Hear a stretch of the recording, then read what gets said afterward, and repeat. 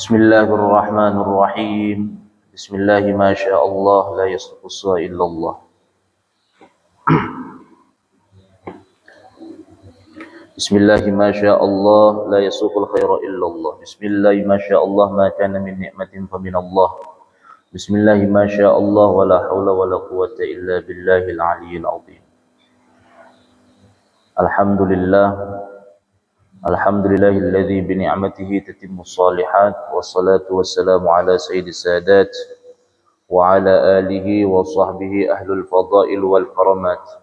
Subhanaka la ilma lana illa ma 'allamtana innaka antal alimul hakim. Rabbi shrah li sadri wa yassir li amri wahlul 'uqdatam min lisani yafqahu qawli amma ba'd. Alhamdulillah, bersyukur kepada Allah pada sore hari ini tanggal 1 Ramadan kita diberikan oleh Allah nikmat iman, Islam, sehat, afiat, sempat sehingga kita bisa melaksanakan tugas-tugas kita sebagai santri, yakni melanjutkan daurah Ramadan kita dari tanggal 1 sampai tanggal 20 Ramadan. Khususnya pada sore hari kita membahas dua kitab. Yang pertama kitab Arba'in An-Nawawiyah dan kitab Kitabus Shiyam oleh Ustadz Munawwir. Salawat dan salam kita haturkan kepada junjungan alam Nabi besar Muhammad sallallahu alaihi wasallam, karena beliaulah yang menjadikan kepada kita itu menuntut ilmu perkara yang wajib. Utlubul ilm minal mahdi ilal lahdi au talabul ilm fardhatun ala kulli muslimin wa muslimatin. Nuntut ilmu itu sepanjang zaman, dan menuntut ilmu itu adalah fardhah, fardu bagi kaum muslim laki-laki dan kaum muslim perempuan. Jadinya kita wajib menuntut ilmu karena itu perintah daripada Rasulullah sallallahu alaihi wasallam. Makanya jangan sampai kita tidak menuntut ilmu dalam kondisi apapun. Kita hendaklah menuntut ilmu, terutama di bulan Ramadan. Menuntut ilmu di bulan Ramadan itu adalah dilipat gandakan kemuliaannya oleh Allah Subhanahu wa taala.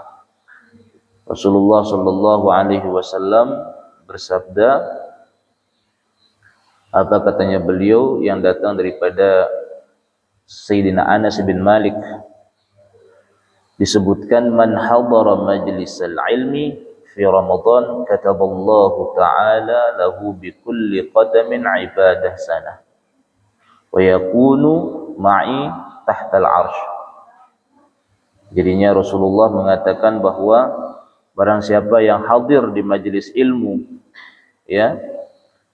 di bulan Ramadan, pada bulan Ramadan, maka kataballahu lahu, Allah Ta'ala akan menulis atasnya itu qadima, akan menulis padanya itu setiap langkahnya itu ibadah sanah, yaitu setiap langkahnya itu perjalanan ibadah 1 tahun. Nah, wa yakunu, dan ia pun orang-orang yang hadir di majelis ilmu pada bulan Ramadan itu ma'i tahtal arsh, maka akan dikumpulkan bersama Rasulullah di bawah arasy-Nya Allah Ta'ala. Nah, makanya ini yang kita kejar ya. Nah, kapan lagi? Belum tentu Ramadan tahun depan kita masih ada ya. Nah, mumpung kita masih diberikan kesempatan oleh Allah pada Ramadan tahun ini, manfaatkan Ramadan tahun ini dengan menuntut ilmu, hadir di majelis-majelis ya. Kekang diri kepada hal yang baik. Jangan sampai kita itu bermalas-malesan ya. Jangan sampai kita bermalas-malesan agar bertambah nilai. Kira-kira kalau tepung tidak diadon, bisa dia jadi apa-apa? Nggak bisa. Tapi kalau tepung itu dikelola, bisa dia jadi donat, bisa dia jadi pisang goreng, kan? Nah, begitu juga kita di bulan Ramadan, kalau puasa itu dikelola dengan tadarrusan, dengan ngaji, ya, dengan sedekah, maka akan berlimpah kemuliaannya.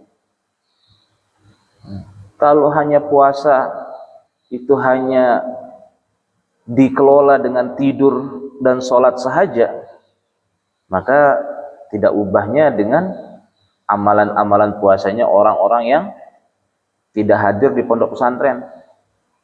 Kalau kita yang ada di pondok pesantren ini, kita ikat, kita kekang lagi nafsu-nafsu kita kepada hal-hal yang baik, ya. Gimana pun ngantuk kalian kalau sudah waktunya ngaji, ngaji. Gimana pun ngantuk kalian kalau sudah waktunya sholat, sholat. Ya. Gimana pun lemes kalian kalau sudah waktunya hadir di majelis, hadir di majelis. Jangan sampai ngantuk kalian membatalkan aktivitas-aktivitas yang lain. Nah, ini kan baru, ini yang hadir yang mondok atau yang sekolah juga ini? Sekolah. Ini SMP atau SMK? Yang lain mana? Yang alumni juga, ya. Alumni juga harus hadir ya setiap majelis, ya. Biar ada waktu-waktu kita fokus kepada pendidikan, ya. Yang sedianya Bapak setelah ba'da asar, tapi karena tadi diminta membuka di masjid, makanya Bapak minta ke Ustadz Munawwir untuk mengisi terlebih dahulu, dan Bapak melanjutkan yang sekarang, ya, ba'da Ustadz Munawwir. Baiklah, kita buka kajian kita tentang hadis Arba'in An-Nawawi. Bismillahirrahmanirrahim. Qala al-musannif rahimahullahu ta'ala wa adama an-naf'a bihi wa bi barakati ulumihi fid dharain amin. Al-hadisul awwal. An amiril mu'minin Abi Hafsin Umar bin al-Khattabi radhiyallahu ta'ala anhu qala sami'tu Rasulullah sallallahu alaihi wasallam yaqul innamal a'malu binniyat wa innama likulli imri'in ma nawa faman kanat hijratuhu ila Allah wa rasulihi fa hijratuhu ila Allah wa rasulihi wa man kanat hijratuhu lidunya yusibuha aw imra'atin yankihuha fa hijratuhu ila ma hajara ilaihi. Rawahu Imam al-Muhadditsina Abu Abdullah Muhammad bin Ismail ibn Ibrahim ibn al-Mughirah ibn Bardizbah al-Bukhari wa Abu Husain Muslim ibn Hujjaj bin Muslim al-Qushairi an-Naisaburi fi sahihihima alladhi huma as-sahhul kutubil musannafah. Hadis yang ke-1 daripada kitab Arba'in An-Nawawi. An Amiril Mu'minin, berasal daripada Amirul Mu'minin Abi Hafsan. Jadi Abi Hafsan ini adalah kunyah Abi Hafsah, ya. Adapun nama aslinya Umar bin Khattab.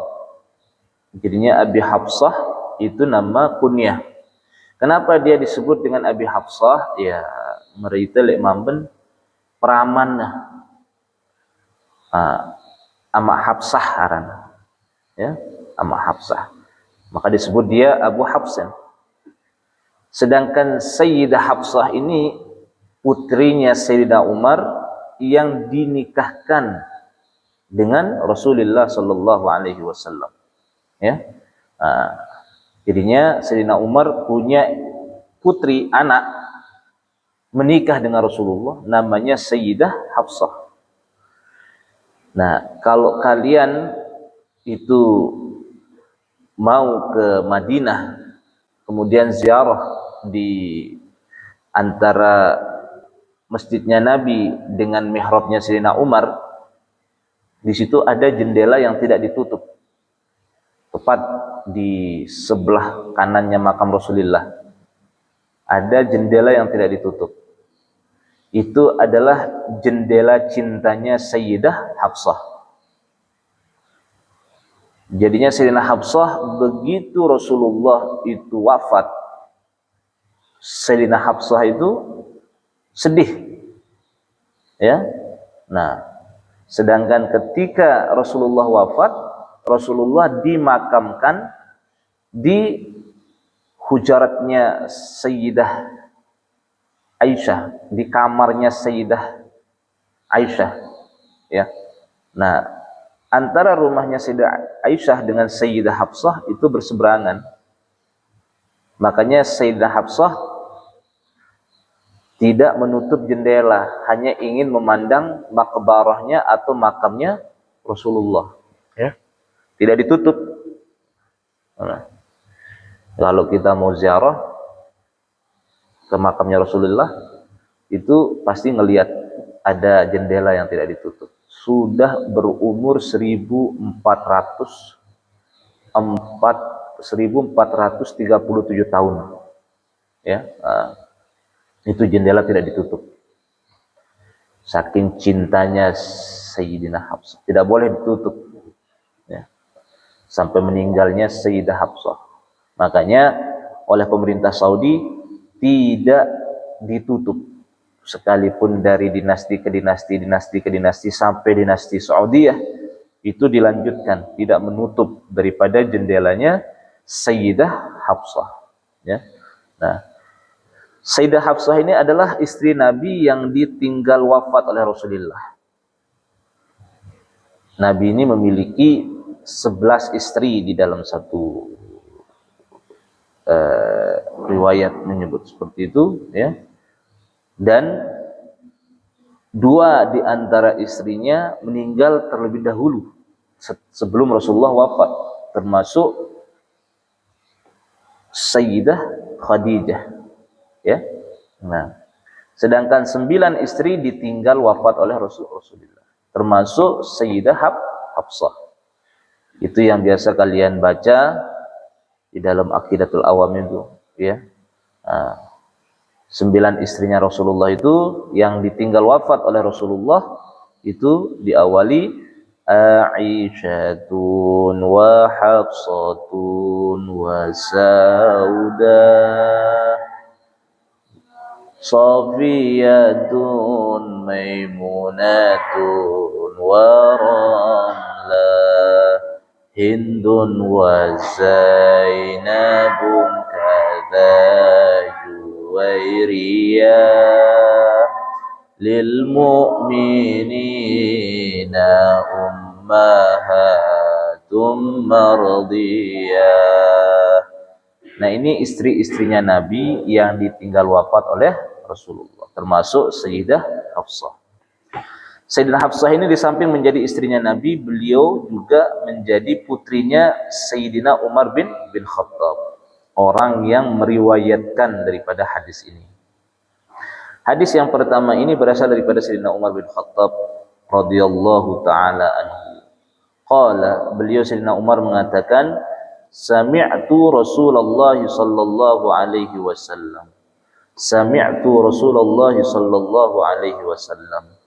Aku mendengar Rasulullah sallallahu alaihi wasallam. Jadinya tingkatan hadis itu ada beberapa, ya. Kalau ada yaitu sami'tu, kemudian naha, kemudian ra'aitu, itu tingkatannya berarti tinggi. Karena apa? Karena yang meriwayatkan hadis ada di tempat itu, ya. Nah, seperti sami'tu berarti dia mendengar langsung. Sayyidina Umar mendengar langsung daripada apa yang disampaikan oleh Rasulullah sallallahu alaihi wasallam, ya. Nah, apa yang disampaikan, yang didengar oleh Sayyidina Umar daripada Rasulullah sallallahu alaihi wasallam, yaqul, Rasulullah bersabda, innamal a'malu binniyat, ya. Innamal a'malu binniyat. Apa maksudnya innamal a'malu binniyat? Sesungguhnya amal itu, yaitu amalan-amalan, pekerjaan-pekerjaan itu adalah binniyat, bergantung dari niatnya, ya. Nah, bergantung dari niat. Segala amalan-amalan itu bergantung daripada niat, ya. Kemudian wa innama likulli imri'in ma nawa, ya. Nah, dan setiap daripada orang itu hanyalah akan dibalas oleh Allah itu dari imri'in ma nawa, dari apa yang diniatkan. Setiap kegiatan, aktivitas ibadah, aktivitas sosial yang kita lakukan itu akan dibalas oleh Allah sesuai dengan niatnya, ya. Kalau niatnya kegiatan sosial itu untuk membantu orang miskin jadi kaya, itu maka apa? Maka akan dibalas dengan kebaikan, dengan pahala. Tapi kalau niatnya itu hanya untuk mencari suara, di musim-musim kampanye kan banyak nih orang-orang berniat melakukan kegiatan-kegiatan sosial, ya, tetapi dilakukan hanya untuk mencari suara, maka apa? Maka hanya yang didapatkan hanya suara itu saja. Nah, makanya di sini kita pasang niat bagus-bagus, ya. Faman kanat hijratuhu ilallahi wa rasulihi fa hijratuhu ilallahi wa rasulihi. Nah, dan barang siapa yang meniatkan dirinya untuk hijrah, berpindah, ya, kepada Allah dan Rasulnya, maka apa? Fa hijratuhu ilallahi wa rasulihi. Maka sesungguhnya hijrahnya itu murni kepada Allah dan Rasulnya, ya. Wa man kanat hijratuhu lidunya yusibuha, dan barang siapa yang niatnya hijrah untuk mendapatkan kenikmatan dunia, ya. Nah, kenikmatan dunia, atau hijrahnya itu untuk mendapatkan apa? Kemewahan dunia, au imra'atin yankihuha, atau ingin mendapatkan wanita yang ingin dinikahi, maka apa? Fa hijratuhu ila ma hajara ilaihi. Maka sesungguhnya hijrah itu kepada apa yang diniatkan tersebut. Nah, di sini pentingnya kita memasang niat yang bagus, ya. Nah, kita harus memasang niat yang bagus, mengingat bahwa sesungguhnya niat itu pangkal daripada suatu amal, ya. Nah, pangkal daripada suatu amal. Nah, disebutkan dalam beberapa syarah daripada hadis ini bahwa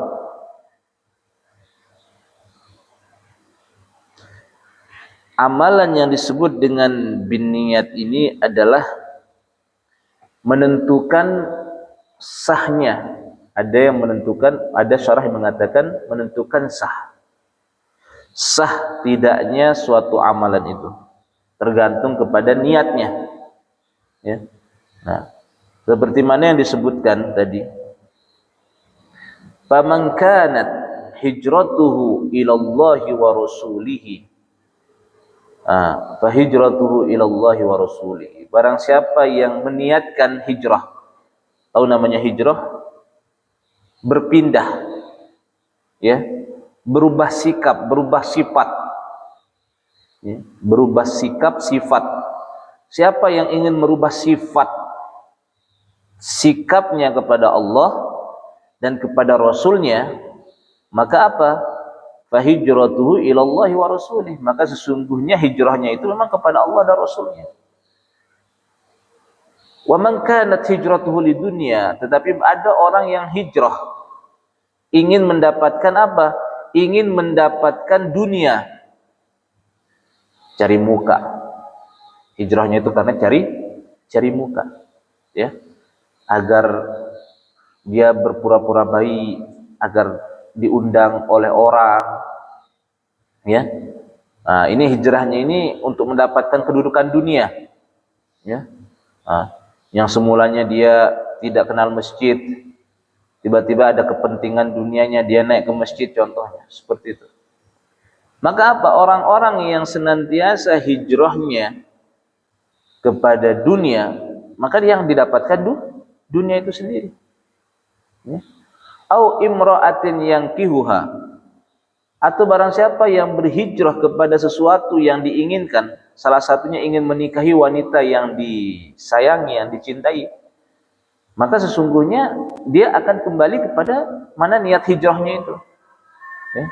Nah, ini menunjukkan arti daripada apa? Jadi ini ada ceritanya hadis ini. Yakni hijratuhu di dunia yusibuha au imra'atin yang kihuha. Suatu ketika ada sahabat yang ikut hijrah bersama Rasulullah, tetapi hijrahnya itu adalah untuk menjumpai orang yang disayang, menjumpai orang yang dicintai, ingin menikahi orang yang dicintai, ya.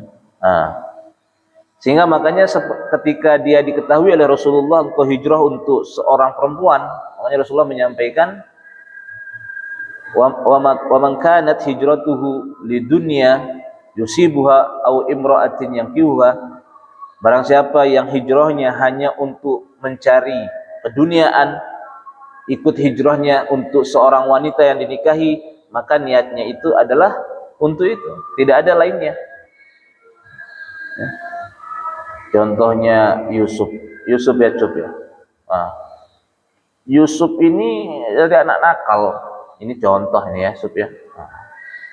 Kemudian dia masuk ke pondok pesantren Surajul Ulum, ingin hijrah. Ya, ingin hijrah. Nah, kalau Yusuf mondok di Surajul Ulum, hijrahnya ini dari orang bodoh menjadi orang pintar, jadi berakhlak buruk menjadi berakhlak baik, ya, dari tidak pernah sholat menjadi sholat, itu namanya hijrahnya kepada Allah dan Rasul, maka akan diberikan ganjaran oleh Allah. Tetapi kalau Yusuf mondok di Surajul Ulum karena ada yang diinginkan, ya, apa yang diinginkan? Ada santriwati yang bunga pondok pesantren, biasanya kan bukan bunga desa, bunga pondok lah ya. Nah, itu yang diinginkan Yusuf, makanya dia mondok di Surajul Ulum. Maka sesungguhnya tidak akan didapatkan ilmu, tidak didapatkan apapun, tidak didapatkan kecuali hanya bertemu dengan wanita yang dicintai itu saja, ya. Nah, makanya oleh sebab itu harus diperhatikan, pasang niat, ya.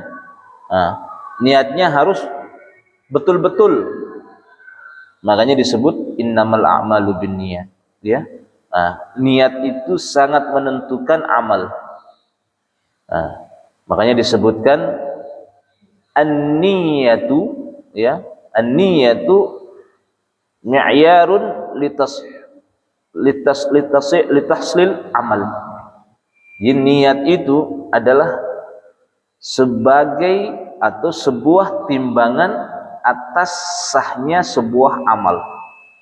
Ya, an-niyatu mi'yarun, ya. Litashil amal, ya. Jadi untuk mengesahkan suatu amal itu niat, ya. Kalau niat itu salah, orang mau umroh niatnya untuk ingin dipuji, maka dia tidak akan mendapatkan kemuliaan, atau tidak akan mendapatkan kemuliaan umroh itu sendiri, tidak akan mendapat mabrur dan lain sebagainya. Makanya ditentukan pada niat. Barang siapa yang berniat akan suatu kebaikan, maka dia akan mendapatkan pahala suatu kebaikan itu sampai berlipat-lipat. Barang siapa yang berniat akan kejelekan, tetapi di perjalanan dia tidak jadi menutup kebaikan itu, maka dia sesungguhnya mendapatkan satu kebaikan yang sempurna. Itu kata Nabi SAW. Sehingga niat ini adalah menjadi hal yang penting di dalam memulaikan yang namanya amal, ya.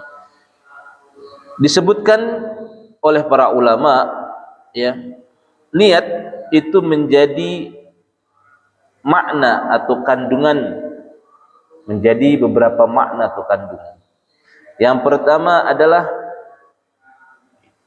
disebut sebagai tamyiz, ya, sebagai pembeda. Tamyiz itu pembeda, ya. Pembeda ini ada dua. Ada pembeda, ya ini satu dengan ibadah, dengan ibadah yang lainnya. Jadinya perlunya namanya niat sebagai pembeda, sebagai tamyiz. Kalau kalian tidak berniat, tahu tidak kapan kita kerja, mana dia sholat zuhur, mana dia sholat asar, kalau tidak ada niatnya. Makanya di sini niat itu adalah sebagai tamyiz, sebagai pembeda antara ibadah yang satu dengan ibadah yang satunya. Ya. Kalau tidak ada niat, gimana kita bisa bedakan antara sholat sunat rawatib ba'diyah dengan qabliyah? Kapan kita bisa bedakan antara zakat sedekah? Kan? Nah, makanya di situ perlu namanya niat, ya. Biar kita bisa membedakan. Makanya disebut yang pertama, niat ini mengandung makna tamyiz, ya. Tamyiz bainal ibadah wal adah. Yang kedua, tamyiznya itu adalah untuk membedakan itu ibadah dan kebiasaan, ya. Contohnya mandi. Kalau tidak ada niat, kapan kita tahu mandi untuk junub dan mandi biasa? Nah, makanya di sini disebut tamyiz bainal ibadah wal adah, sebagai pembeda antara ibadah dengan apa? Dengan kebiasaan, ya. Karena apa? Kalau tamyiz, kalau niat sebagai tamyiz itu adalah menentukan pokok daripada amal itu sendiri, ya. Sekiranya kita sholat witirnya 3 rakaat, tidak ada minal witrinya, tidak ada yang 2 terlebih dahulu, langsung 3. Kalau tidak ada niat, pasti kita akan mengatakan itu sholat maghrib, ya. Nah, tapi kenapa kita tahu itu sholat witir? Karena ada niat. Kalau kita langsung usolli sunnatal witri 3 rakaatin, kalau itu kan karena ada niat, makanya kita tahu sholat usolli sunnatal witri. Kalau tidak ada niat, pasti orang akan mengira itu adalah sholat maghrib. Makanya disebut di sini itu adalah tamyiz. Yang pertama itu adalah menentukan perbedaan antara ibadah yang satu dengan ibadah yang satunya. Tamyiz yang kedua itu menentukan antara ibadah dengan kebiasaan, ya. Karena banyak orang yang seperti tadi contohnya mandi, kita tidak tahu kita ini mandi wajib atau mandi biasa. Kalau mandi wajib itu dilaksanakan setelah melakukan hubungan, kan? Nah, tapi tidak ada bedanya kan antara mandi biasa dengan mandi wajib. Nah, agar ada bedanya, makanya di situ ada niat. Nawaitul ghusla, kan? Nawaitul ghusla irafil hadatsil akbari, ya. Yang menentukan apa? Niatnya, ya. Mandi kebiasaan kita mandi Jumat, ya. Maka apa? Niatnya itu beda, ya. Dengan niat mandi sunnah Jumat. Nah, makanya di sini niat ini adalah pangkal daripada amal, ya. Yang kedua, al-qasdu bisa berarti maknanya al-qasdu. Apa maksud daripada al-qasdu? Yakni melakukan sesuatu dengan tujuan, ya. Tujuannya apa dan untuk apa? Itu fungsi niat, ya. Untuk sebagai penentu al-qasdu, ya, menentukan ini untuk apa. Contohnya mana? Contohnya, ya, kita mengeluarkan uang Ada uang yang kita keluarkan untuk menjadi zakat, ada uang yang kita keluarkan untuk menjadi infak sedekah. Beda dia. Kalau uang yang kita keluarkan untuk zakat itu mempunyai ketentuan-ketentuan, syarat rukunnya.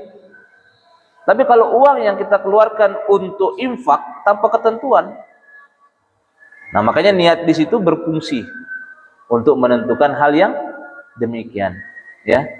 Nah makanya di hadis yang pertama di hadis yang pertama ini adalah hadis yang menerangkan tentang pentingnya namanya niat, pasang niat.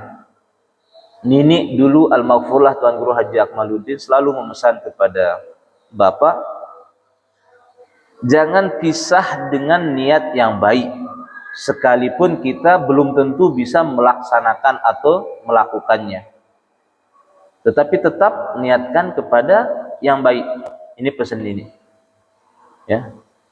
Contohnya, kita keluar rumah, meniatkan, saya keluar, kalau ada yang saya temukan orang tidak mampu, saya akan bantu. Niatkan. Ya. Kalau kita tidak bisa melakukannya, minimal kita mendapatkan pahala niat. Pahala niat yang baik. Tapi kalau kita niatkan perkara yang buruk, ya, nah, kita keluar dari rumah, ya, kalau ada nanti orang, saya akan pukul. Tiba-tiba tidak ada orang yang kita pukul, maka tetap aja kita dapat dosa. Dosa apa namanya? Dosa niat. Dosa niat yang jelek. Nah makanya harus dijaga, ya, harus dipelihara niat. Nah itu pesannya daripada Al-Maghfurlah Tuan Guru Haji Akmaluddin, ya, ini pengasuh, agar kita bisa mengetahui makna penting namanya niat, ya.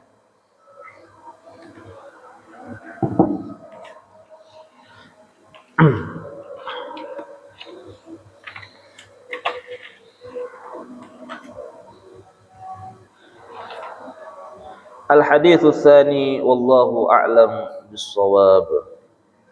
Ini dulu yang kita buka sebagai pembuka daripada daurah Ramadan kita. Insyaallah kita akan lanjutkan lusa, ya. Besok gak ada pengajian, ya.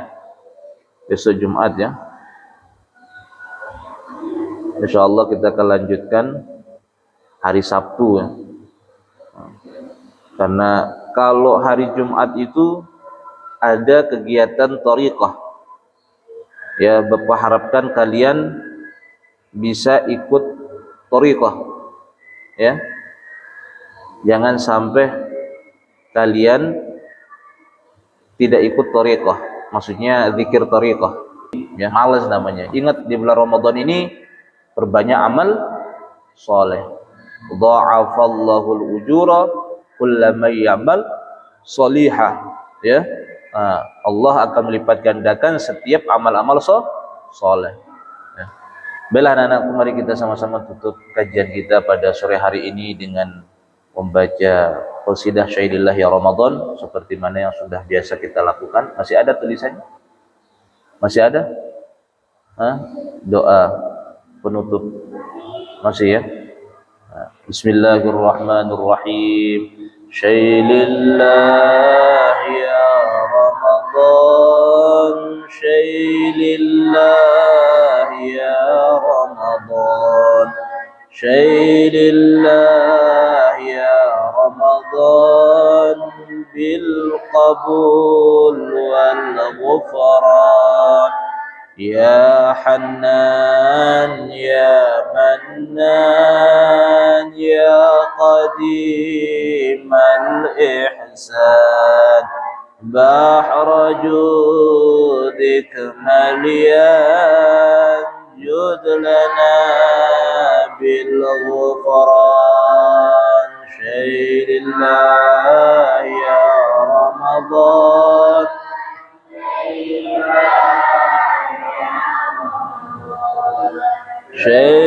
Syailillah ya Ramadan, bil qabul wal ghufran, جد لهذا الإنسان عبد سوء خزيان من ذنوبه وخلان خائف إنا غضبان شيء لله يا رمضان شيء لله يا رمضان شيء لله يا رمضان بالقبول والغفران ربنا نستعفيك ربنا نسترضيك ولنا ظن فيك يا رجاء أهل الإيمان شيء لله يا رمضان شيء لله يا رمضان شيء لله يا رمضان بالقبول والغفران لا تخيف راجي تحت بابك لاجي لم يزل في الداجي قائلا يا حنان شيء لله يا رمضان شيء لله يا رمضان شيء لله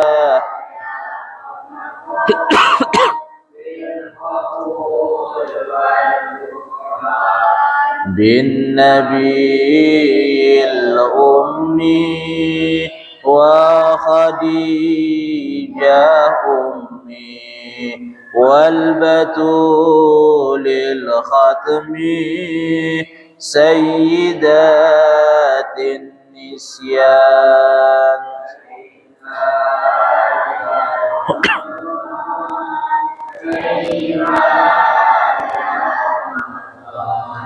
شيء لله يا رمضان بالقبول والغفران والصلاة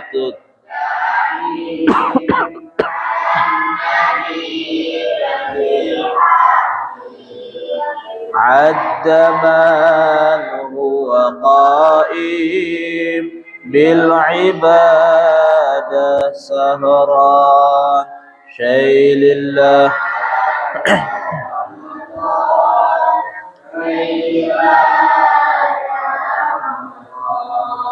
شيء لله يا رمضان بالقبول والغفران الفاتحة الرحمن الرحيم مالك يوم الدين